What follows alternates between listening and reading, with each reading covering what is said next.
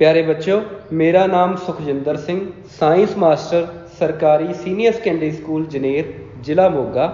ਅੱਜ ਆਪਾਂ ਅਧਿਆਇ ਨੰਬਰ 2 ਤੇਜ਼ਾਬ, ਖਾਰ ਅਤੇ ਲੂਣ ਵਿੱਚ ਕਿਰਿਆ 2.3 ਤੇਜ਼ਾਬ ਦੀ ਧਾਤ ਨਾਲ ਕਿਰਿਆ ਬਾਰੇ ਅਧਿਐਨ ਕਰਾਂਗੇ। ਤੇਜ਼ਾਬ ਸਵਾਦ ਵਿੱਚ ਖੱਟੇ ਹੁੰਦੇ ਹਨ, ਜਿਵੇਂ ਕਿੰਨੂ, ਮੌਸਮੀ, ਸੰਤਰਾ ਆਦਿ ਤੇਜ਼ਾਬੀ ਭੋਜਨ ਦੀਆਂ ਕੁਝ ਉਦਾਹਰਨਾਂ ਹਨ। ਇਸ ਦੇ ਨਾਲ ਹੀ hydrochloric acid, sulphuric acid, nitric acid, acetic acid science ਪ੍ਰਯੋਗਸ਼ਾਲਾ ਵਿੱਚ ਵਰਤੇ ਜਾਣ ਵਾਲੇ ਕੁਝ ਆਮ ਤੇਜ਼ਾਬ ਹਨ। ਖਾਰ ਸਵਾਦ ਵਿੱਚ ਕੌੜੇ ਹੁੰਦੇ ਹਨ। ਕਰੇਲਾ, ਨਿੰਮ, ਕਾਲੀ ਮਿਰਚ ਕੁਝ ਕੌੜੇ ਸਵਾਦਲੇ ਭੋਜਨ ਦੀਆਂ ਉਦਾਹਰਨਾਂ ਹਨ।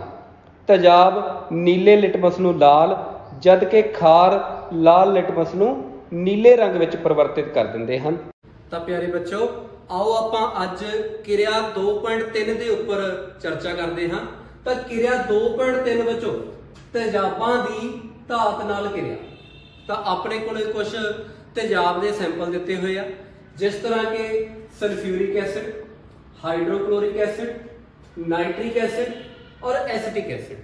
ਤਾਂ ਅਸੀਂ ਇਹ ਜਿਹੜੇ ਤੇਜ਼ਾਬ ਦੇ ਸੈਂਪਲ ਆ, ਹਾਈਡਰੋਕਲੋਰਿਕ ਐਸਿਡ ਆ ਜਾਂ ਸਲਫਿਊਰਿਕ ਐਸਿਡ ਆ, ਇਹਨਾਂ ਦੀ ਆਪਾਂ ਧਾਤ ਦੇ ਨਮੂਨੇ ਵਜੋਂ ਆਪਣੇ ਕੋਲ ਬੱਚੋ ਜ਼ਿੰਕ ਹੈ। ਤਾਂ ਇਹਨਾਂ ਦੀ ਆਪਾਂ ਜ਼ਿੰਕ ਦੀ ਔਰ ਇਹਨਾਂ ਸਾਰੇ ਐਸਿਡਸ ਦੀ ਵਾਰ-ਵਾਰ ਰਿਐਕਸ਼ਨ ਕਰਕੇ ਦੇਖਾਂਗੇ ਕਿ ਇਸ ਰਿਐਕਸ਼ਨ ਦੇ ਸਿੱਟੇ ਵਜੋਂ ਸਾਨੂੰ ਉਤਪਾਦ ਕੀ ਪ੍ਰਾਪਤ ਹੁੰਦਾ ਹੈ। ਤਾਂ ਬੱਚੋ, ਇਸ ਕਿਰਿਆ ਦੇ ਵਿੱਚ ਕਿਉਂਕਿ ਤੇਜ਼ਾਬ ਅਤੇ ਧਾਤ ਆਪਸ ਦੇ ਵਿੱਚ ਕਿਰਿਆ ਕਰਦੇ, ਤਾਂ ਇਹ ਬੱਚੋ ਪਰਿਵਰਤਨ ਇੱਕ ਰਸਾਇਣਿਕ ਪਰਿਵਰਤਨ, ਜਿਸ ਤਰ੍ਹਾਂ ਆਪਾਂ ਗੱਲ ਕਰ ਚੁੱਕੇ ਹਾਂ ਭੌਤਿਕ ਔਰ ਰਸਾਇਣਿਕ ਪਰਿਵਰਤਨ ਬਾਰੇ। ਤਾਂ ਤੇਜ਼ਾਬ ਔਰ ਧਾਤ ਦੀ ਕਿਰਿਆ ਇੱਕ ਰਸਾਇਣਿਕ ਪਰਿਵਰਤਨ ਹੈ, ਔਰ ਇਸ ਪਰਿਵਰਤਨ ਦੇ ਸਿੱਟੇ ਵਜੋਂ ਤਾਂ ਬੱਚੋ ਕੀ ਹੁੰਦਾ ਕਿ ਧਾਤ ਤੇਜ਼ਾਬ ਦੇ ਨਮੂਨੇ ਦੇ ਵਿੱਚੋਂ ਹਾਈਡਰੋਜਨ ਗੈਸ ਨੂੰ ਵਿਸਥਾਪਿਤ ਕਰ ਦਿੰਦੀ ਹੈ, ਔਰ ਤੇਜ਼ਾਬ ਦਾ ਜੋ ਬਾਕੀ ਹਿੱਸਾ ਹੋਏਗਾ ਉਹ ਇਸ ਧਾਤ ਦੇ ਨਾਲ ਰਿਐਕਟ ਕਰਕੇ ਇੱਕ ਸਾਲਟ, ਇੱਕ ਲੂਣ ਦਾ ਉਤਪਾਦਨ ਕਰਦਾ। ਤਾਂ ਸਾਡੇ ਕੋਲੇ ਜਿਹੜੀ ਓਵਰਆਲ ਰਿਐਕਸ਼ਨ ਆ ਰਹੀ ਹੈ ਉਹ ਬੱਚੋ ਆਪਾਂ ਤੇਜ਼ਾਬ ਦਾ ਸੈਂਪਲ ਲਵਾਂਗੇ। ਤੇਜ਼ਾਬ ਚਾਹੇ ਸਾਡੇ ਕੋਲੇ ਸਲਫਿਊਰਿਕ ਐਸਿਡ ਆ, ਹਾਈਡਰੋਕਲੋਰਿਕ ਐਸਿਡ ਆ, ਨਾਈਟ੍ਰਿਕ ਐਸਿਡ ਆ ਜਾਂ ਐਸੀਟਿਕ ਐਸਿਡ ਆ। ਜਦੋਂ ਆਪਾਂ ਉਹਦੇ ਵਿੱਚ ਬੱਚੋ ਜ਼ਿੰਕ ਮੈਟਲ ਪਾਵਾਂਗੇ ਤਾਂ ਜ਼ਿੰਕ ਦੇ ਨਾਲ ਰਿਐਕਸ਼ਨ ਦੇ ਸਿੱਟੇ ਵਜੋਂ ਸਾਡੇ ਕੋਲੇ ਕੀ ਹੈ, ਜਿਸ ਤਰ੍ਹਾਂ ਫੋਰ ਐਗਜ਼ਾਮਪਲ ਆਪਾਂ ਲਿਖਿਆ ਹੋਇਆ ਕਿ ਤੁਹਾਡੇ ਕੋਲੇ ਸਲਫਿਊਰਿਕ ਐਸਿਡ ਦਾ ਸੈਂਪਲ ਲਿਆ ਹੋਇਆ, ਔਰ ਸਲਫਿਊਰਿਕ ਐਸਿਡ ਦੇ ਵਿੱਚ ਆਪਾਂ ਜਦੋਂ ਜ਼ਿੰਕ ਦੇ ਕੁਝ ਟੁਕੜੇ ਪਾਉਂਦੇ ਆ ਬੱਚੋ, ਜਿਸ ਦੇ ਕੁਝ ਟੁਕੜੇ ਪਾਉਂਦੇ ਆ, ਤਾਂ ਸਾਡੇ ਕੋਲੇ ਇਸ ਕਿਰਿਆ ਦੇ ਨਿਰਮਾਣ ਵਜੋਂ ਜ਼ਿੰਕ ਬੱਚੋ ਜ਼ਿੰਕ ਸਲਫੇਟ ਦੇ ਨਾਲ ਮਿਲ ਕੇ ਜ਼ਿੰਕ ਸਲਫੇਟ ਦਾ ਨਿਰਮਾਣ ਕਰਦਾ, ਔਰ ਇਸ ਤੇਜ਼ਾਬ ਦੇ ਵਿੱਚੋਂ ਹਾਈਡਰੋਜਨ ਦਾ ਵਿਸਥਾਪਨ ਹੋ ਰਿਹਾ। ਤਾਂ ਇਹ ਬੱਚੋ ਤੁਹਾਡੇ ਕੋਲੇ ਕੀ ਹੈ, ਕਿਉਂਕਿ ਸਾਡੇ ਕੋਲੇ ਕੀ ਹੈ ਕਿ ਇੱਕ ਅਭਿਕਾਰਕ, ਠੀਕ ਹੈ, ਦੋ ਅਭਿਕਾਰਕ ਸਾਡੇ ਕੋਲੇ ਮਿਲ ਰਹੇ ਆ, ਦੋ ਅਭਿਕਾਰਕਾਂ ਦੇ ਸਿੱਟੇ ਵਜੋਂ ਸਾਡੇ ਕੋਲੇ ਕੀ ਆ, ਉਤਪਾਦ ਬਣ ਰਹੇ ਆ। ਤਾਂ ਬੱਚੋ ਇਹਦੇ ਵਿੱਚ ਕੀ ਆ ਕਿ ਇੱਕ ਅਭਿਕਾਰਕ ਆ ਜਿਹੜਾ ਬੱਚੋ ਉਹ ਕੀ ਆ ਕਿ ਹਾਈਡਰੋਜਨ ਨੂੰ ਵਿਸਥਾਪਨ ਕਰ ਰਿਹਾ।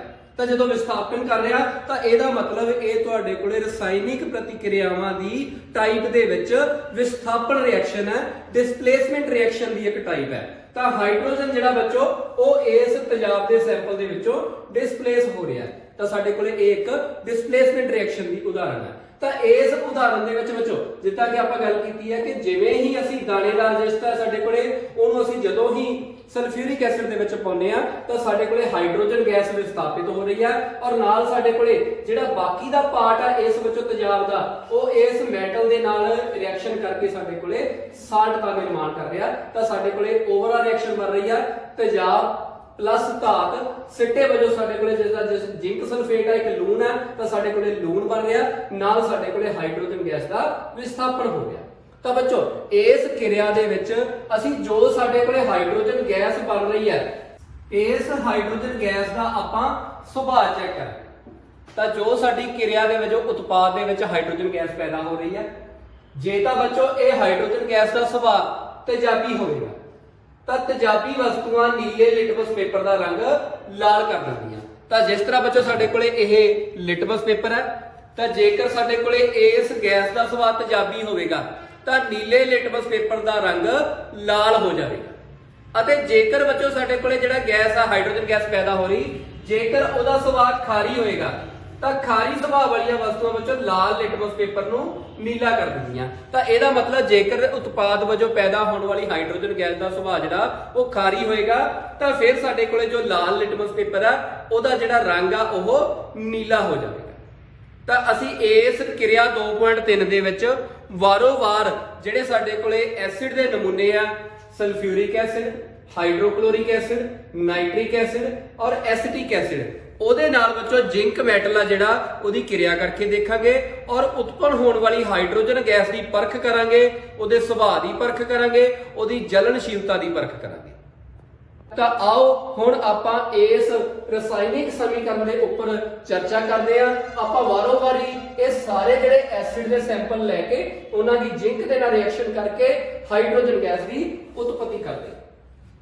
ਬੱਚੋ ਆਓ ਹੁਣ ਆਪਾਂ ਜ਼ਿੰਕ ਔਰ ਸਲਫਿਊਰਿਕ ਐਸਿਡ ਦੀ ਰਸਾਇਣਿਕ ਕਿਰਿਆ ਦੇ ਉੱਤੇ ਚਰਚਾ ਕਰਦੇ ਹਾਂ। ਤਾਂ ਸਭ ਤੋਂ ਪਹਿਲਾਂ ਬੱਚੋ ਆਪਾਂ ਜੋ ਜ਼ਿੰਕ ਹੈ ਉਹ ਜ਼ਿੰਕ ਮੈਟਲ ਲਈ ਹੋਈ ਹੈ ਧਾਤ ਵਜੋਂ। ਉਸ ਤੋਂ ਇਲਾਵਾ ਬੱਚੋ ਆਪਾਂ ਜਿਹੜਾ ਸਲਫਿਊਰਿਕ ਐਸਿਡ ਵਰਤਣਾ ਉਹ ਸਲਫਿਊਰਿਕ ਐਸਿਡ ਅਸੀਂ ਕੰਸਨਟ੍ਰੇਟਡ ਨਹੀਂ ਵਰਤਣਾ, ਅਸੀਂ ਡਾਇਲੂਟ ਸਲਫਿਊਰਿਕ ਐਸਿਡ ਦੀ ਵਰਤੋਂ ਕਰਾਂਗੇ। ਇਸ ਕੰਸਨਟ੍ਰੇਟਡ ਸਲਫਿਊਰਿਕ ਐਸਿਡ ਨੂੰ ਡਾਇਲੂਟ ਕਰਨ ਵਾਸਤੇ ਸਭ ਤੋਂ ਪਹਿਲਾਂ ਬੱਚੋ ਅਸੀਂ ਪਾਣੀ ਦਾ ਸੈਂਪਲ ਲਵਾਂਗੇ ਔਰ ਇਸ ਪਾਣੀ ਦੇ ਵਿੱਚ ਅਸੀਂ ਕੀ ਆ ਤੇਜ਼ਾਬ ਨੂੰ ਐਡ ਕਰਾਂਗੇ। ਤਾਂ ਹਮੇਸ਼ਾ ਬੱਚੋ ਜਦੋਂ ਵੀ ਆਪਾਂ ਐਸਿਡ ਨੂੰ ਕੰਸਨਟ੍ਰੇਟਡ ਤੋਂ ਡਾਇਲੂਟ ਕਰਨਾ ਹੋਵੇ ਤਾਂ ਅਸੀਂ ਹਮੇਸ਼ਾ ਕੀ ਕਰਦੇ ਆ, ਪਾਣੀ ਦੇ ਵਿੱਚ ਬੂੰਦ-ਬੂੰਦ ਕਰਕੇ ਐਸਿਡ ਪਾਉਂਦੇ ਆ, ਨਾ ਕਿ ਅਸੀਂ ਐਸਿਡ ਦੇ ਵਿੱਚ ਪਾਣੀ ਪਾਉਂਦੇ ਆ।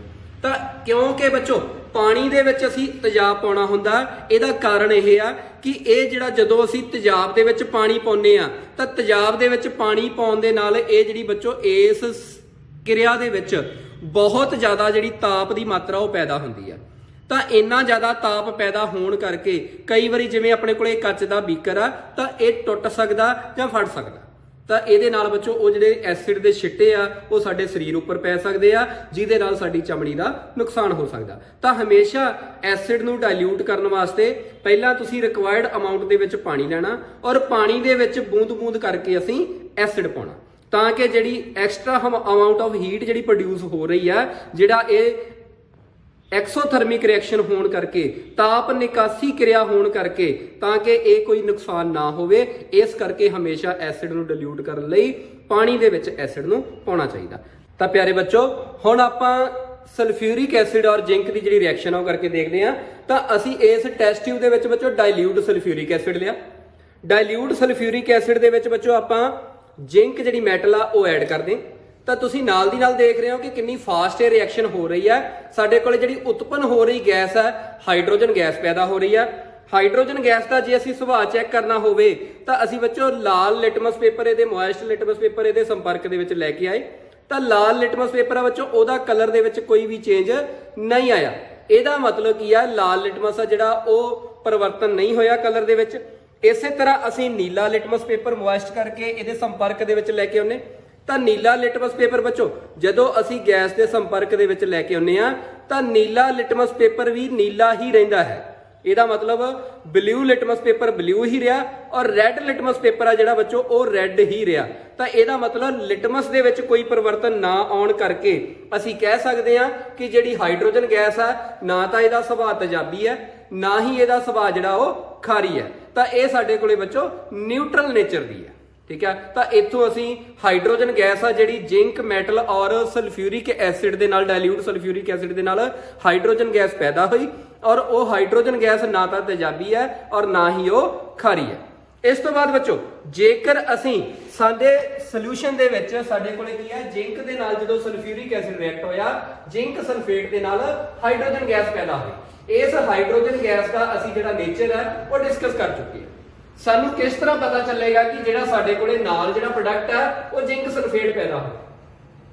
ਤਾਂ ਜ਼ਿੰਕ ਸਲਫੇਟ ਦੀ ਪ੍ਰੈਜ਼ੈਂਸ ਨੂੰ ਚੈੱਕ ਕਰਨ ਵਾਸਤੇ ਬੱਚੋ ਆਪਾਂ ਜੇਕਰ ਉਹਦੇ ਵਿੱਚ ਸੋਡੀਅਮ ਹਾਈਡਰੋਕਸਾਈਡ ਐਡ ਕਰਦੇ ਆ ਤਾਂ ਸਾਡੇ ਕੋਲੇ ਜ਼ਿੰਕ ਹਾਈਡਰੋਕਸਾਈਡ ਦੇ ਵਾਈਟ ਕਲਰ ਦੇ ਵਿੱਚੋਂ ਪ੍ਰੈਸੀਪੀਟੇਟਸ ਆ ਜਿਹੜੇ ਉਹ ਉਸ ਟੈਸਟ ਟਿਊਬ ਦੇ ਵਿੱਚ ਬਣਨਗੇ। ਨਾਲ ਸਾਡੇ ਕੋਲੇ ਜਿਹੜਾ ਬਾਈ ਪ੍ਰੋਡਕਟ ਆ ਉਹ ਸੋਡੀਅਮ ਸਲਫੇਟ ਪੈਦਾ ਹੋਏਗਾ। ਤਾਂ ਅਸੀਂ ਇਸ ਜੋ ਅਸੀਂ ਪ੍ਰੈਕਟੀਕਲ ਕੀਤਾ ਇਹਦੇ ਵਿੱਚੋਂ ਬੱਚੋ ਆਪਾਂ ਲਿਕੁਇਡ ਜਿਹੜਾ ਸੈਂਪਲ ਹੈ ਉਹ ਲੈਨੇ ਆ। ਆਪਾਂ ਇਹਦੀ ਡਿਟੈਕਸ਼ਨ ਕਰਨੀ ਹੈ ਕਿ ਕੀ ਇਹ ਜ਼ਿੰਕ ਸਲਫੇਟ ਹੈ।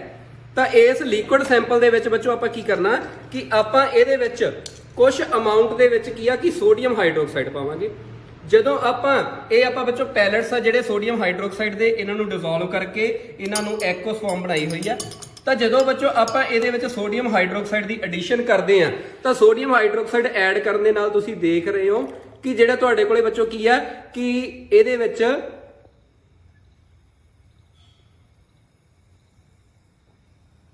ਕਿ ਵਾਈਟ ਕਲਰ ਦਾ ਜਿਹੜਾ ਸਾਡੇ ਕੋਲੇ ਅਵਖੇਪ ਹੈ ਉਹ ਬਣ ਰਿਹਾ। ਤਾਂ ਸੋਡੀਅਮ ਹਾਈਡਰੋਕਸਾਈਡ ਐਡ ਕਰਨ ਦੇ ਨਾਲ ਬੱਚੋ ਸਾਡੇ ਕੋਲੇ ਕੀ ਆ ਕਿ ਚਿੱਟੇ ਰੰਗ ਦਾ ਅਵਖੇਪ ਸਾਨੂੰ ਕਾਹਦੀ ਪ੍ਰੈਜ਼ੈਂਸ ਦਰਸਾਉਂਦਾ, ਸਾਨੂੰ ਜ਼ਿੰਕ ਹਾਈਡਰੋਕਸਾਈਡ ਬਣਨ ਦੀ ਪ੍ਰੈਜ਼ੈਂਸ ਨੂੰ ਦਰਸਾਉਂਦਾ। ਇਹਦਾ ਮਤਲਬ ਕੀ ਆ, ਜ਼ਿੰਕ ਹਾਈਡਰੋਕਸਾਈਡ ਤਾਂ ਬਣਿਆ ਜਦੋਂ ਸਾਡੇ ਕੋਲੇ ਜ਼ਿੰਕ ਸਲਫੇਟ ਸੋਡੀਅਮ ਹਾਈਡਰੋਕਸਾਈਡ ਦੇ ਨਾਲ ਰਿਐਕਟ ਹੋਇਆ। ਤਾਂ ਇਹਦਾ ਮਤਲਬ ਜੋ ਬੱਚੋ ਆਪਾਂ ਪ੍ਰੈਕਟੀਕਲ ਕੀਤਾ ਉਹਦੇ ਵਿੱਚ ਕੀ ਲਿਆ ਸੀ, ਜ਼ਿੰਕ ਦੀ ਜਦੋਂ ਅਸੀਂ ਸਲਫਿਊਰਿਕ ਐਸਿਡ ਦੇ ਨਾਲ ਰਿਐਕਸ਼ਨ ਕਰਦੇ ਆ ਤਾਂ ਸਾਡੇ ਕੋਲੇ ਜ਼ਿੰਕ ਸਲਫੇਟ ਦੇ ਨਾਲ ਹਾਈਡਰੋਜਨ ਗੈਸ ਪੈਦਾ ਹੁੰਦੀ ਹੈ।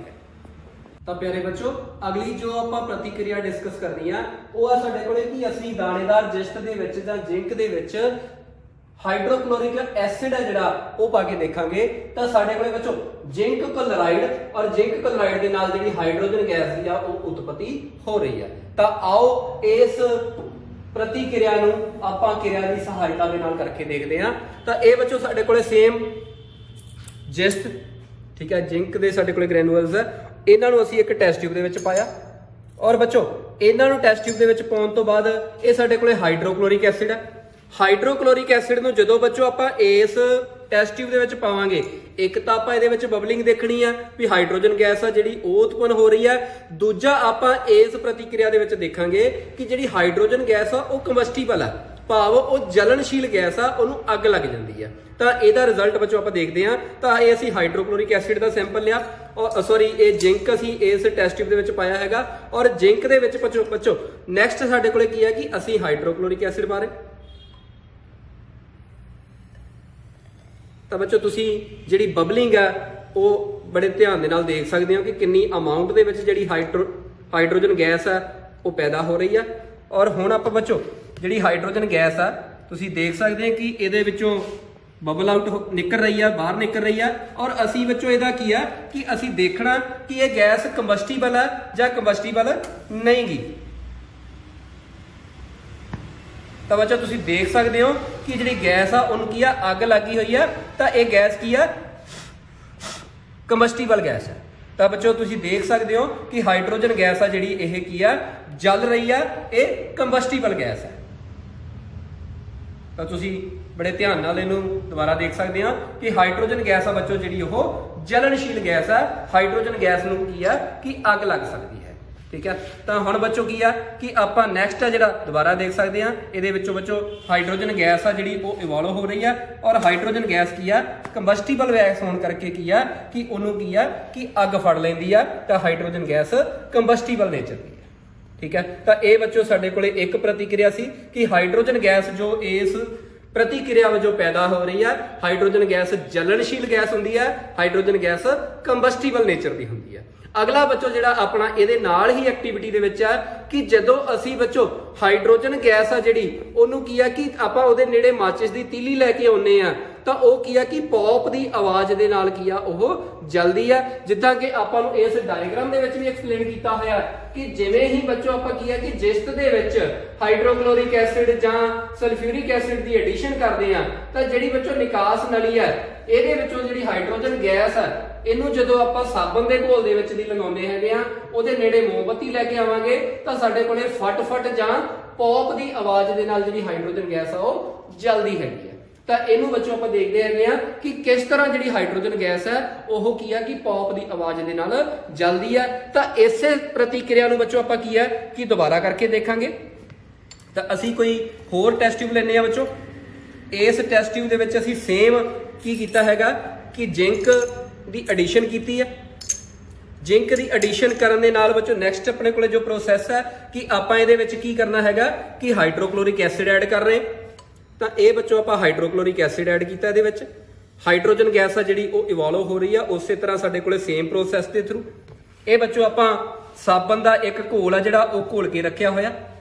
ਤਾਂ ਇਸ ਸਾਬਣ ਦੇ ਘੋਲ ਦੇ ਵਿੱਚ ਦੀ ਬੱਚੋ ਆਪਾਂ ਕੀ ਆ ਕਿ ਇਹ ਹਾਈਡਰੋਜਨ ਗੈਸ ਪਾਸ ਕਰਕੇ ਔਰ ਪੌਪ ਦੀ ਜਿਹੜੀ ਆਵਾਜ਼ ਆ ਉਹਨੂੰ ਅਬਜ਼ਰਵ ਕਰਾਂਗੇ। ਤਾਂ ਤੁਸੀਂ ਦੇਖ ਸਕਦੇ ਹੋ ਬੱਚੋ ਆਪਾਂ ਕੀ ਆ ਕਿ ਇਹ ਬਬਲ ਹੋ ਰਹੇ ਆ, ਇਹ ਹਾਈਡਰੋਜਨ ਗੈਸ ਬੱਚੋ ਆਪਾਂ ਇਕੱਠੀ ਕਰ ਲਈਏ ਸਾਬਣ ਦੇ ਵਿੱਚ।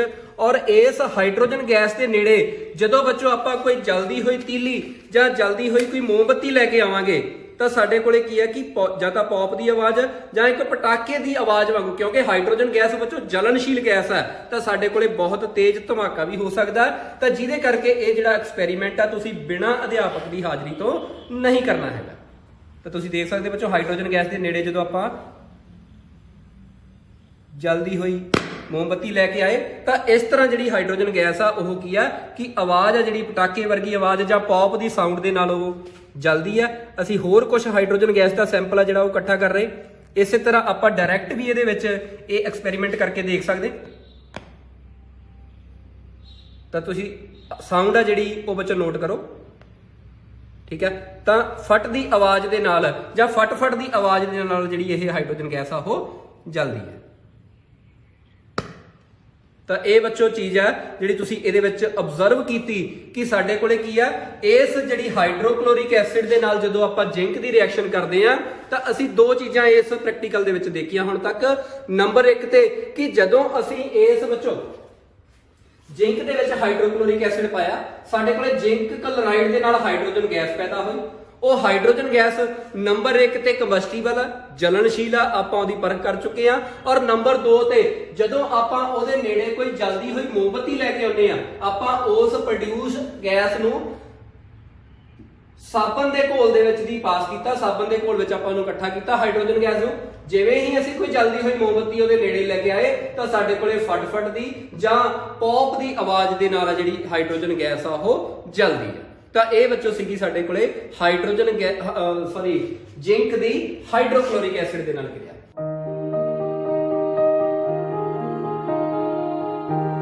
ਬੱਚੋ ਅਸੀਂ ਇਸ ਚੀਜ਼ ਦੀ ਪਰਖ ਕਰ ਸਕਦੇ ਹਾਂ ਕਿ ਇਹ ਜਿਹੜੀ ਹਾਈਡਰੋਜਨ ਗੈਸ ਇਵੋਲਵ ਹੋ ਰਹੀ ਹੈ ਇਹ ਕੰਬਸਟੀਬਲ ਹੈ, ਜਲਨਸ਼ੀਲ ਹੈ, ਪੌਪ ਦੀ ਆਵਾਜ਼ ਦੇ ਨਾਲ ਇਹ ਜਲਦੀ ਆ। ਦੂਜੇ ਨੰਬਰ ਤੇ ਬੱਚੋ ਨਾ ਇਹ ਤੇਜ਼ਾਬੀ ਆ ਨਾ ਇਹ ਖਾਰੀ ਆ, ਇਹਦਾ ਮਤਲਬ ਇਹ ਨਿਊਟਰਲ ਹੈ। ਜੇ ਤੁਸੀਂ ਇਹਦਾ ਕਲਰ ਦੇਖ ਰਹੇ ਹੋ ਤਾਂ ਬੱਚੋ ਰੰਗਹੀਨ ਹੈ, ਕੋਈ ਤੁਹਾਡੇ ਕੋਲੇ ਕਲਰ ਨਹੀਂ ਆ ਰਿਹਾ ਵੀ ਇਹ ਜਿਵੇਂ ਬਰਾਊਨ ਕਲਰ ਹੋਵੇ ਜਾਂ ਬਲੈਕ ਕਲਰ ਹੋਵੇ, ਇਦਾਂ ਦਾ ਕੋਈ ਕਲਰ ਨਹੀਂ ਆ ਰਿਹਾ, ਰੰਗਹੀਨ ਗੈਸ ਹੈ। ਤਾਂ ਆਓ ਹੁਣ ਆਪਾਂ ਜ਼ਿੰਕ ਦੀ ਨਾਈਟ੍ਰਿਕ ਐਸਿਡ ਔਰ ਐਸੀਟਿਕ ਐਸਿਡ ਦੇ ਨਾਲ ਕਿਰਿਆ ਕਰਕੇ ਦੇਖਦੇ ਹਾਂ। ਤਾਂ ਪਿਆਰੇ ਬੱਚੋ ਅਗਲੀ ਆਪਣੇ ਕੋਲੇ ਜਿਹੜੀ ਰਸਾਇਣਿਕ ਪ੍ਰਤੀਕਿਰਿਆ ਉਹ ਆਪਾਂ ਕੀ ਹੈ ਕਿ ਤੇਜ਼ਾਬ ਪਲੱਸ ਧਾਤ, ਜਿਵੇਂ ਕਿ ਆਪਾਂ ਗੱਲ ਕੀਤੀ ਹੈ ਕਿ ਇਹ ਇੱਕ ਰਸਾਇਣਿਕ ਪਰਿਵਰਤਨ ਹੈ। ਤਾਂ ਇਸੇ ਤਰ੍ਹਾਂ ਬੱਚੋ ਆਪਾਂ ਜਦੋਂ ਜ਼ਿੰਕ ਦੇ ਸੈਂਪਲ ਦੇ ਵਿੱਚ ਜਿਸਟ ਦੇ ਵਿੱਚ ਆਪਾਂ ਨਾਈਟ੍ਰਿਕ ਐਸਿਡ ਐਡ ਕਰਦੇ ਤਾਂ ਨਾਈਟ੍ਰਿਕ ਐਸਿਡ ਬੱਚੋ ਤੁਹਾਡੇ ਕੋਲੇ ਇੱਕ ਬਹੁਤ ਹੀ ਸਟਰੋਂਗ ਆਕਸੀਡਾਈਜ਼ਿੰਗ ਏਜੰਟ ਹੈ, ਜਿਸ ਦੇ ਸਿੱਟੇ ਵਜੋਂ ਬੱਚੋ ਕੀ ਹੈ ਕਿ ਜੇ ਤੁਸੀਂ ਕੰਸਨਟ੍ਰੇਟਡ ਨਾਈਟ੍ਰਿਕ ਐਸਿਡ ਯੂਜ਼ ਕਰ ਰਹੇ ਹੋ ਤਾਂ ਤੁਹਾਡੇ ਕੋਲੇ ਫਿਰ ਤੁਸੀਂ ਜਿਸ ਤਰ੍ਹਾਂ ਇਸ ਰਿਐਕਸ਼ਨ ਦੇ ਵਿੱਚ ਦੇਖ ਰਹੇ ਹੋ ਤੁਹਾਡੇ ਕੋਲੇ ਕਿਤੇ ਵੀ ਹਾਈਡਰੋਜਨ ਉਤਪੰਨ ਨਹੀਂ ਹੋ ਰਿਹਾ। ਤਾਂ ਸਾਡੇ ਕੋਲੇ ਇਸ ਪ੍ਰਤੀਕਿਰਿਆ ਦੇ ਸਿੱਟੇ ਵਜੋਂ ਜ਼ਿੰਕ ਨਾਈਟ੍ਰੇਟ, ਨਾਈਟ੍ਰੋਜਨ ਡਾਈਆਕਸਾਈਡ ਤੇ ਪਾਣੀ, ਜਿਹੜੀ ਇਸ ਪ੍ਰਤੀਕਿਰਿਆ ਦੇ ਵਿੱਚ ਬੱਚੋ ਹਾਈਡਰੋਜਨ ਗੈਸ ਪੈਦਾ ਹੋ ਰਹੀ ਹੈ, ਉਹ ਹਾਈਡਰੋਜਨ ਗੈਸ ਬੱਚੋ ਜਿਹੜਾ ਨਾਈਟ੍ਰਿਕ ਐਸਿਡ ਹੈ ਜੇ ਕੰਸਨਟ੍ਰੇਟਡ ਲੈ ਰਹੇ ਹੋ ਤਾਂ ਉਹ ਬੱਚੋ ਸਟਰੋਂਗ ਆਕਸੀਡਾਈਜ਼ਿੰਗ ਏਜੰਟ ਹੈ, ਜਿਹੜਾ ਉਸ ਹਾਈਡਰੋਜਨ ਨੂੰ ਬੱਚੋ ਆਕਸੀਡਾਈਜ਼ ਕਰਕੇ ਪਾਣੀ ਦੇ ਵਿੱਚ ਤਬਦੀਲ ਕਰ ਦਿੰਦਾ। ਤਾਂ ਸਾਡੇ ਕੋਲੇ ਇਸ ਪ੍ਰਤੀਕਿਰਿਆ ਦੇ ਵਿੱਚ ਜਿਹੜੀ ਇਵੋਲਵਡ ਗੈਸ ਹੋਏਗੀ ਉਹ ਇਨਸਟੈਡ ਆਫ ਹਾਈਡਰੋਜਨ, ਕਿਉਂਕਿ ਹਾਈਡਰੋਜਨ ਆਕਸੀਡਾਈਜ਼ ਹੋ ਕੇ ਪਾਣੀ ਦੇ ਵਿੱਚ ਚੇਂਜ ਹੋ ਰਿਹਾ, ਸਾਡੇ ਕੋਲੇ ਕੀ ਹੈ ਕਿ ਬ੍ਰਾਊਨ ਕਲਰ ਦੇ ਵਿੱਚ ਨਾਈਟ੍ਰੋਜਨ ਡਾਈਆਕਸਾਈਡ ਗੈਸ ਬਣ ਰਹੀ ਹੈ। ਤਾਂ ਇਸ ਲਈ ਬੱਚੋ ਜਿਹੜੀ ਸਾਡੇ ਕੋਲੇ ਜੇ ਅਸੀਂ ਨਾਈਟ੍ਰਿਕ ਐਸਿਡ ਦੇ ਨਾਲ ਹਾਈਡਰੋਜਨ ਦਾ ਉਤਪਾਦਨ ਕਰਨਾ ਤਾਂ ਸਾਡੇ ਕੋਲੇ ਫਿਰ ਜਿਹੜਾ ਨਾਈਟ੍ਰਿਕ ਐਸਿਡ ਹੈ ਉਹ ਕੰਸਨਟ੍ਰੇਟਡ ਨਾ ਹੋ ਕੇ ਡਾਇਲੂਟ ਫਾਰਮ ਦੇ ਵਿੱਚ ਹੋਣਾ ਚਾਹੀਦਾ। ਠੀਕ ਹੈ, ਤਾਂ ਅਸੀਂ ਪਹਿਲਾਂ ਨਾਈਟ੍ਰਿਕ ਐਸਿਡ ਨੂੰ ਪਤਲਾ ਕਰਾਂਗੇ। ਐਸਿਡ ਨੂੰ ਪਤਲਾ ਕਰਨ ਦੀ ਪ੍ਰਤੀਕਿਰਿਆ ਆਪਾਂ ਸਿੱਖ ਚੁੱਕੇ ਆ ਕਿ ਐਸਿਡ ਨੂੰ ਡਾਇਲੂਟ ਕਿਵੇਂ ਕੀਤਾ ਜਾਂਦਾ ਹੈ। ਤਾਂ ਪਾਣੀ ਲੈ ਕੇ ਪਾਣੀ ਦੇ ਵਿੱਚ ਅਸੀਂ ਐਸਿਡ ਐਡ ਕਰਦੇ ਆ ਤਾਂ ਉਹ ਜਿਹੜਾ ਐਸਿਡ ਆ ਸਾਡੇ ਕੋਲੇ ਉਹ ਡਾਇਲੂਟ ਫਾਰਮ ਦੇ ਵਿੱਚ ਆ ਜਾਂਦਾ। ਤਾਂ ਇਸ ਸਿੱਟੇ ਵਜੋਂ ਬੱਚੋ ਸਾਡੇ ਕੋਲੇ ਕੀ ਆ, ਜਦੋਂ ਜ਼ਿੰਕ ਦੇ ਵਿੱਚ ਅਸੀਂ ਡਾਇਲੂਟ ਨਾਈਟ੍ਰਿਕ ਐਸਿਡ ਐਡ ਕਰਾਂਗੇ ਤਾਂ ਸਾਡੇ ਕੋਲੇ ਜ਼ਿੰਕ ਨਾਈਟ੍ਰੇਟ ਦੇ ਨਾਲ ਫਿਰ ਜਿਹੜਾ ਉਤਪਾਦ ਆ ਉਹ ਹਾਈਡਰੋਜਨ ਆ ਜਿਹੜਾ ਉਹ ਉਤਪਾਦਨ ਵਜੋਂ ਪੈਦਾ ਹੋਵੇਗੀ। ਤਾਂ ਆਓ ਆਪਾਂ ਇਹਨਾਂ ਦੋਨਾਂ ਪ੍ਰਤੀਕਿਰਿਆਵਾਂ ਉੱਪਰ ਨਾਈਟ੍ਰਿਕ ਐਸਿਡ ਆਪਾਂ ਕੰਸਨਟ੍ਰੇਟਡ ਲੈ ਕੇ ਵੀ ਦੇਖਦੇ ਆ ਔਰ ਨਾਈਟ੍ਰਿਕ ਐਸਿਡ ਡਾਇਲੂਟ ਲੈ ਕੇ ਵੀ ਦੇਖਦੇ ਆ। ਤਾਂ ਸਭ ਤੋਂ ਪਹਿਲਾਂ ਬੱਚੋ ਅਸੀਂ ਇੱਕ ਟੈਸਟ ਟਿਊਬ ਲਈ, ਉਸ ਟੈਸਟ ਟਿਊਬ ਦੇ ਵਿੱਚ ਅਸੀਂ ਕੀ ਆ ਬੱਚੋ ਉਸੇ ਤਰ੍ਹਾਂ ਹੀ ਜ਼ਿੰਕ ਦਾ ਸੈਂਪਲ ਲਿਆ। ਜ਼ਿੰਕ ਦਾ ਸੈਂਪਲ ਲੈਣ ਤੋਂ ਬਾਅਦ ਇਹ ਬੱਚੋ ਸਾਡੇ ਕੋਲੇ ਨਾਈਟ੍ਰਿਕ ਐਸਿਡ ਕੰਸਨਟ੍ਰੇਟਡ, ਤਾਂ ਅਸੀਂ ਕੰਸਨਟ੍ਰੇਟਡ ਨਾਈਟ੍ਰਿਕ ਐਸਿਡ ਜਦੋਂ ਇਸ ਟੈਸਟ ਟਿਊਬ ਦੇ ਵਿੱਚ ਐਡ ਕਰਦੇ ਆ ਤਾਂ ਜਿਸ ਤਰ੍ਹਾਂ ਕਿ ਤੁਹਾਨੂੰ ਦੱਸਿਆ ਕਿ ਸਾਡੇ ਕੋਲੇ ਗੈਸ ਆ ਜਿਹੜੀ, ਕਿਉਂਕਿ ਹਾਈਡਰੋਜਨ ਗੈਸ ਤਾਂ ਰੰਗਹੀਨ ਹੈ ਤਾਂ ਤੁਸੀਂ ਕਲਰ ਆਬਜ਼ਰਵ ਕਰਨਾ ਬੱਚੋ। ਤਾਂ ਇਹ ਅਸੀਂ ਉਹਦੇ ਵਿੱਚ ਕੰਸਨਟ੍ਰੇਟਡ ਨਾਈਟ੍ਰਿਕ ਐਸਿਡ ਦੀ ਐਡੀਸ਼ਨ ਕਰ ਰਹੇ। ਤਾਂ ਜ਼ਿੰਕ ਦੇ ਵਿੱਚ ਜਦੋਂ ਬੱਚੋ ਆਪਾਂ ਕੰਸਨਟ੍ਰੇਟਡ ਨਾਈਟ੍ਰਿਕ ਐਸਿਡ ਐਡ ਕੀਤਾ ਤਾਂ ਤੁਸੀਂ ਕਲਰ ਦੇਖ ਸਕਦੇ ਹੋ ਬੱਚੋ। ਤਾਂ ਇਹ ਬੱਚੋ ਸਾਡੇ ਕੋਲੇ ਕੀ ਆ ਕਿ ਰੰਗਹੀਨ ਗੈਸ ਨਹੀਂ ਪੈਦਾ ਹੋਈ, ਇਹ ਸਾਡੇ ਕੋਲੇ ਕੀ ਆ ਬਰਾਊਨ ਕਲਰ ਦੇ ਵਿੱਚ ਗੈਸ ਆ ਜਿਹੜੀ ਉਹ ਬਣ ਰਹੀ ਆ। ਔਰ ਇਹ ਗੈਸ ਬੱਚੋ ਸਾਡੇ ਕੋਲੇ ਕੀ ਆ ਹਾਈਡਰੋਜਨ ਗੈਸ ਨਾ ਹੋ ਕੇ ਕਿਹੜੀ ਗੈਸ ਬੱਚੋ ਪੈਦਾ ਹੋਈ ਆ, ਸਾਡੇ ਕੋਲੇ ਨਾਈਟ੍ਰੋਜਨ ਡਾਈਆਕਸਾਈਡ ਜਿਹੜੀ ਗੈਸ ਆ ਉਹ ਪੈਦਾ ਹੋਈ ਆ। ਤਾਂ ਇਸ ਪ੍ਰਤੀਕਿਰਿਆ ਦੇ ਵਿੱਚ ਕਿਉਂਕਿ ਆਪਾਂ ਗੱਲ ਕੀਤੀ ਹੈ ਜਿਹੜਾ ਕੰਸਨਟ੍ਰੇਟਡ ਨਾਈਟ੍ਰਿਕ ਐਸਿਡ ਆ ਉਹ ਬੱਚੋ ਕੀ ਆ ਸਟਰੋਂਗ ਆਕਸੀਡਾਈਜ਼ਿੰਗ ਏਜੰਟ ਆ, ਤਾਂ ਉਹਨੇ ਜਿਹੜੀ ਹਾਈਡਰੋਜਨ ਗੈਸ ਪੈਦਾ ਹੋਣੀ ਸੀ ਉਸ ਹਾਈਡਰੋਜਨ ਗੈਸ ਨੂੰ ਪਾਣੀ ਦੇ ਵਿੱਚ ਤਬਦੀਲ ਕਰਤਾ। ਔਰ ਜਿਹੜੀ ਗੈਸ ਤੁਸੀਂ ਇਵੋਲਵ ਹੁੰਦੀ ਦੇਖ ਰਹੇ ਹੋ ਇਹ ਬੱਚੋ ਕਲਰਲੈਸ ਗੈਸ ਨਹੀਂ ਗੀ, ਬਰਾਊਨ ਕਲਰ ਦੇ ਵਿੱਚ ਤੁਹਾਡੇ ਕੋਲੇ ਨਾਈਟ੍ਰੋਜਨ ਡਾਈਆਕਸਾਈਡ ਜਿਹੜੀ ਗੈਸ ਆ ਉਹ ਇਸ ਪ੍ਰਤੀਕਿਰਿਆ ਦੇ ਵਿੱਚ ਪੈਦਾ ਹੋ ਰਹੀ ਹੈ। आओ हुण इसे तरह आपां की है बच्चों कि जिंक की जिहड़ी रिएक्शन है वो आपां डाइल्यूट नाइट्रिक एसिड दे नाल करके देखदे हां। बच्चों आपां एक होर टेस्ट ट्यूब दे विच जिंक पाउने, जिंक पाउण तो बाद ये साडे कोले जिहड़ा सैंपल आ असीं डाइल्यूट कीता होया, डाइल्यूट नाइट्रिक एसिड असीं इहदे टेस्ट ट्यूब दे विच पाउने आ। तां जदों बच्चों डाइल्यूट नाइट्रिक एसिड असीं इस टेस्ट ट्यूब दे विच पाया हैगा तुसीं देख रहे हो कि जिहड़ी गैस आ वो बबल आउट हो रही है। ਤਾਂ ਬੱਚੋ ਸਾਡੇ ਕੋਲੇ ਇੱਥੇ ਨਾਈਟ੍ਰੋਜਨ ਡਾਈਆਕਸਾਈਡ ਗੈਸ ਨਾ ਬਣ ਕੇ ਸਾਡੇ ਕੋਲੇ ਹਾਈਡਰੋਜਨ ਗੈਸ ਪੈਦਾ ਹੁੰਦੀ ਹੈ। ਤੁਸੀਂ ਕਲਰ ਦੇਖ ਰਹੇ ਹੋ ਕਿ ਉਦੋਂ ਨਾਈਟ੍ਰਿਕ ਐਸਿਡ ਦਾ ਜਿਹੜਾ ਕਲਰ ਹੈ ਗੈਸ ਦਾ ਉਹ ਸਾਡੇ ਕੋਲੇ ਰੈਡਿਸ਼ ਬਰਾਊਨ ਸੀ, ਪਰ ਹੁਣ ਸਾਡੇ ਕੋਲੇ ਕਲਰਲੈਸ ਜਿਹੜੀ ਗੈਸ ਆ ਉਹ ਅਪੀਅਰ ਹੋਈ ਆ। ਬਬਲ ਅਸੀਂ ਦੇਖ ਰਹੇ ਆ ਬੱਚੋ, ਬਬਲ ਜਿਹੜੇ ਉਹ ਇਵੋਲਵ ਹੋ ਰਹੇ ਆ। ਤਾਂ ਇਹ ਸਾਡੇ ਕੋਲੇ ਇਸ ਕੇਸ ਦੇ ਵਿੱਚ ਜੇ ਅਸੀਂ ਡਾਇਲੂਟ ਨਾਈਟ੍ਰਿਕ ਐਸਿਡ ਦਾ ਸੈਂਪਲ ਲੈਨੇ ਆ ਤਾਂ ਫਿਰ ਜਿਹੜੀ ਸਾਡੇ ਕੋਲੇ ਇਵੋਲਵਡ ਗੈਸ ਹੁੰਦੀ ਆ ਉਹ ਹਾਈਡਰੋਜਨ ਗੈਸ ਹੁੰਦੀ ਆ। ਤਾਂ ਇਸ ਚੀਜ਼ ਦਾ ਬੱਚੋ ਆਪਾਂ ਧਿਆਨ ਰੱਖਣਾ कि जे असी नाइट्रिक एसिड दे नाल जिंक दी या धात दी रिएक्शन कर रहे हैं तो साडे कोले हाइड्रोजन गैस तां ही पैदा होएगी जेकर असी जिहड़ा नाइट्रिक एसिड है वो डाइल्यूट फॉर्म दे विच लिया।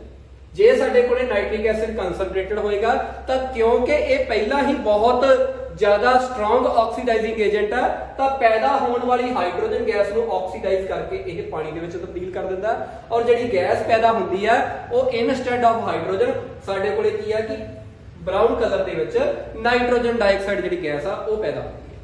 तो नाइट्रिक एसिड जे डाइल्यूट होएगा फिर साडे कोले जिंक नाइट्रेट दे नाल जिहड़ा साडे कोले प्रोडक्ट है वो हाइड्रोजन एज ए प्रोडक्ट साडे कोले पैदा होएगा।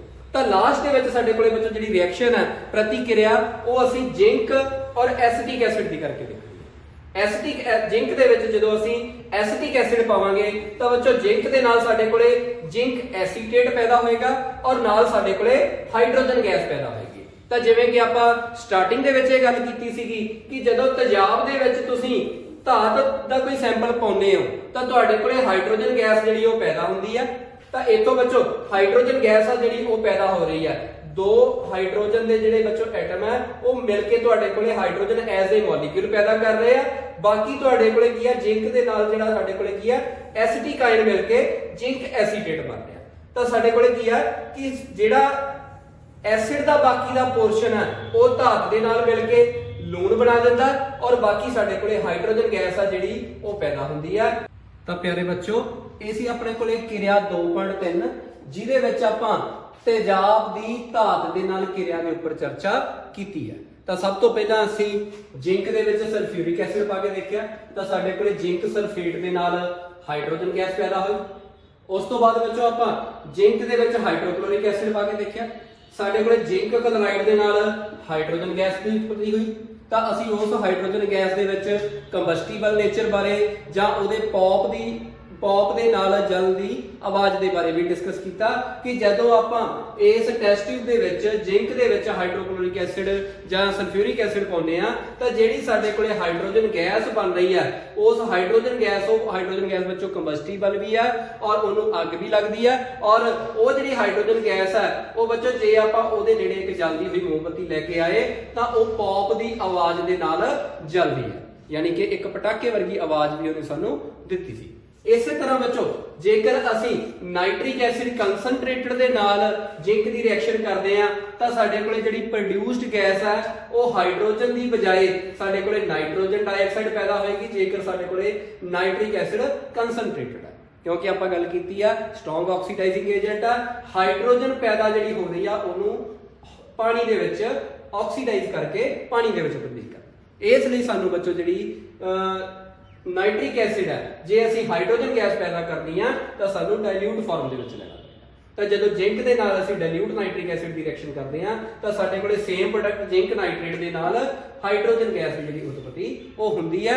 तो आप रिएक्शन दे विच करके देखिया कि साडे कोले कलरलैस गैस आ जिहड़ी वो हाइड्रोजन इवॉल्व होई सी। एसिटिक एसिड बच्चों एक वीक एसिड हुंदा, ठीक है, जिस तरह ये सारे एसिड नाइट्रिक एसिड हो गया, सल्फ्यूरिक एसिड हो गया, हाइड्रोक्लोरिक एसिड हो गया, ये शक्तिशाली तेजाब है। ये जिवें ही असी जिंक दे विच पावांगे नाल दी नाल साडे कोले हाइड्रोजन जिहड़ी बबल आउट हो जाएगी। पर जिहड़ा एसिटिक एसिड है ये वीक एसिड हुंदा, जिहदे करके हाइड्रोजन तां विस्थापित हुंदी है, हाइड्रोजन तां पैदा हुंदी है, पर उहदे विच जिहड़ी रिएक्शन आ वो बिट स्लो हुंदी है, थोड़ी जी स्लो हुंदी है। तां ये बच्चों साडे कोले जिहड़ा अज दा निर्णय आया जिहड़ी असी जिहड़ा साडे कोले ਅਸੀਂ देखा कि तेजाब जो धात दे नाल प्रतिक्रिया करते हैं तो साडे कोले की आ लून दे नाल हाइड्रोजन गैस की जिहड़ी उत्पत्ति हुंदी है।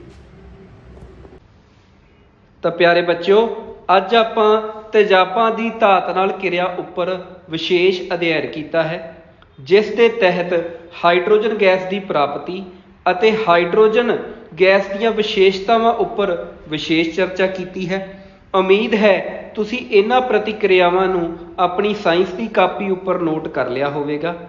सारे विद्यार्थियों ने अपनी साइंस की बुक दे पेज नंबर 21 तो इस क्रिया बारे दोबारा अध्ययन करना है अते पेज नंबर 24 ते प्रश्न नंबर 2, उस तो इलावा पेज नंबर 27 ते दिते हुए प्रश्नों के उत्तरां नूं अपनी साइंस की कापी उपर नोट करना है ਅਤੇ ਨੋਟ ਕਰਨ ਤੋਂ ਬਾਅਦ ਉਹਨਾਂ ਪ੍ਰਸ਼ਨ ਉੱਤਰਾਂ ਨੂੰ ਯਾਦ ਵੀ ਕਰਨਾ ਹੈ। ਸਾਰੇ ਵਿਦਿਆਰਥੀਆਂ ਦਾ ਬਹੁਤ ਬਹੁਤ ਧੰਨਵਾਦ।